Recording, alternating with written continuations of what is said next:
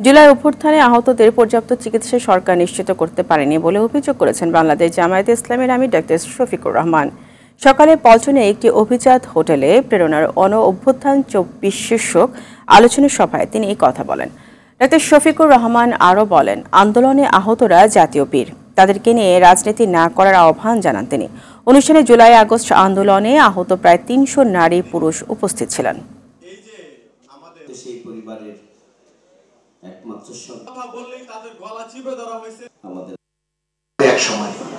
কিন্তু যারা আহত হয়েছে তাদের দিকে নজর দেন অগ্রাধিকারের সরকার বলেছিল যে আমরা তাদের সমস্ত চিকিৎসা নিশ্চিত করব, দেশে হোক বিদেশে। আমার জানা মতো দেশে কিছু চিকিৎসা দিলে ওইটা পর্যাপ্ত নয় এবং বিদেশের ব্যাপারে এখনো বড় কিছু সরকার করতে পারে। আমাদের শহীদরা আমাদের জাতীয় সম্পদ, তারা আমাদের জাতীয় বীর, এবং এইরকম যারা লড়াই করে আহত হয়েছেন তারাও আমাদের জাতীয় বীর। তাদেরকেও কেউ দলীয় ভিত্তিতে ভাগ করবেন না।